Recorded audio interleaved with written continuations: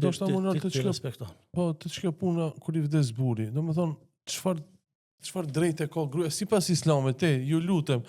Ne flasim gjithmonë sipas Islamit, se ka feministët që na shohin ne anek ne ankohen.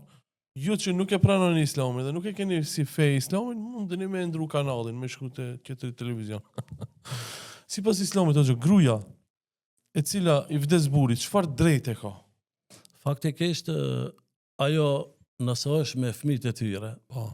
dhe nuk e sheh veten për të martu, ajo jeton familjen e burrit me fëmijët e vet dhe e ka hisën e vet. Këtë hisë e ka garantuar Islami. Bile hisën e ka gruaja prej kur është martu.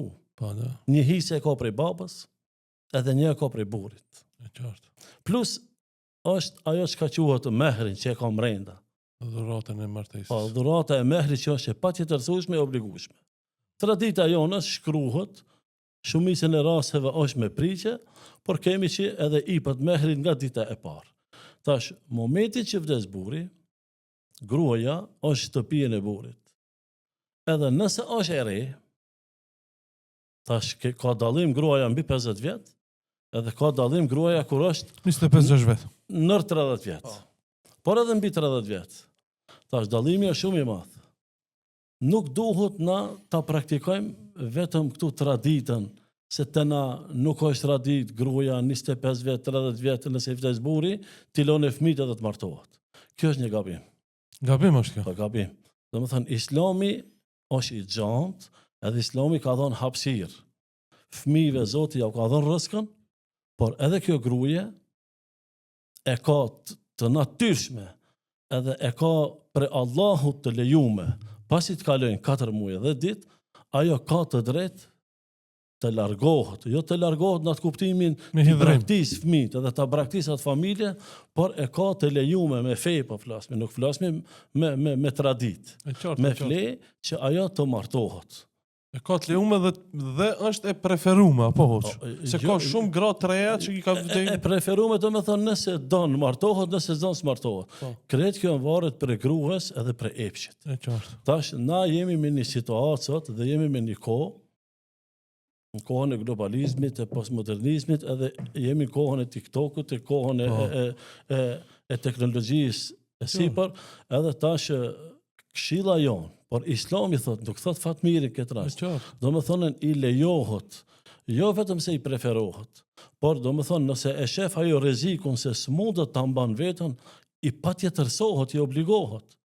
Se na jemi të folë tash për ta shpëtu veten tonë, për ta shpëtu epshin tonë, se s'ka kontrol. Ne kemi epsh. Momentin që na kemi epsh, e kërkon epshi, çka? E kërkon atë çka çdo burr mund ta kërkon dhe çdo grua. E për atë Islami kalon derë qel, edhe për poligamin këtë rast. Se na nuk e kemi temën e poligamisë. Martesa me më tepër se një. Por kur ndodh kjo? Momentet të caktuara. Nuk është e obligueshme e dyta, por është e lejueshme. Ka do është një derë qel. Nëse i ka vdek burri, të kthehemi temës. Nëse është e re, atu në tham. Nëse një grua është mbi 50 vjet, edhe 60 vjet, edhe i ka vdek burri.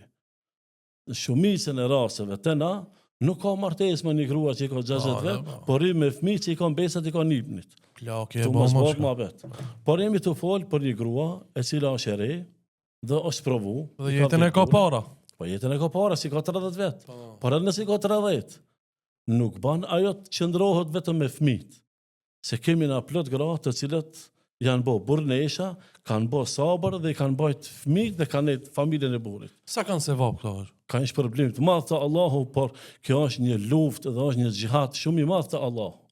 Që të rrit fëmijët dhe ta flijon veten, ta jep kurban veten, edhe ta shkrin veten, edhe mos shkoj përpara. Por kjo nuk është zgjidhje. Nuk është zgjidhje e përhershme për çdo njerëz. Por atë feja ka thonë e ketë lejume.